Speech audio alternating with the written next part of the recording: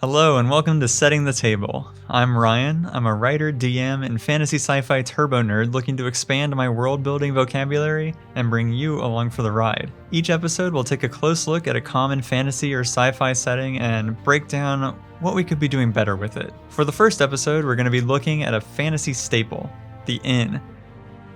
Many an adventuring party has begun their heroic journey sitting at a common room table, pointedly ignoring the hooded quest hook in the corner in favor of flirting with the bartender. There's a long tradition of inns featuring prominently in fantasy fiction. The Winespring Inn from Robert Jordan's Wheel of Time series, the Prancing Pony from Lord of the Rings, and, in a more recent example, the Waystone Inn from Patrick Rothfuss's Kingkiller Chronicles. And most of these series feature more than one. So, how can we improve on the inn when it's been iterated on for decades at this point? Well, let's take a look at history and see what fantasy authors and DMs have been leaving on the table in their inns. After all, there's gotta be more to the inn than a gruff innkeeper, a rowdy common room, and plenty of buckets of ale. First off, we're gonna start with location. In my experience, people tend to put inns in towns or cities as ye olde hotels, which is true of English inns. However, consider the French coach inn or the Turkish han. These lodgings were constructed along trade routes and served as stopping points for merchants and travelers. Some of them even became their own miniature trading posts as merchants met and traded goods. Imagine the sheer diversity of peoples that would stop at these inns, mingling and exchanging ideas. Sounds pretty ripe for a story, huh?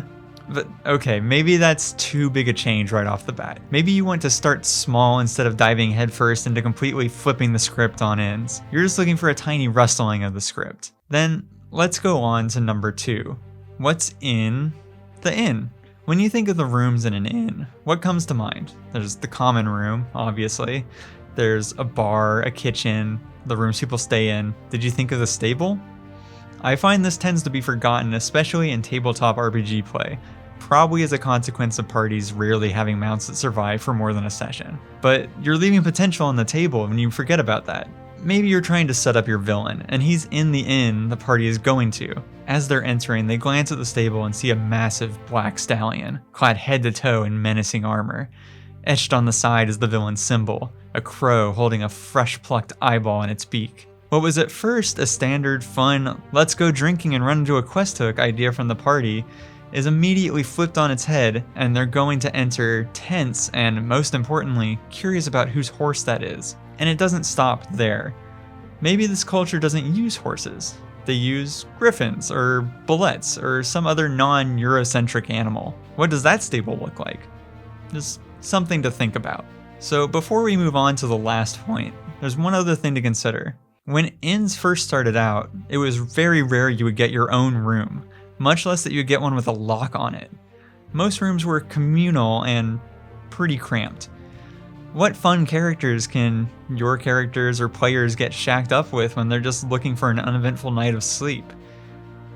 So, okay, last point, and possibly the most important. Consider looking outside the scope of the Eurocentric idea of inns. And I want to stress with this, I'm not saying you should or even have to do this.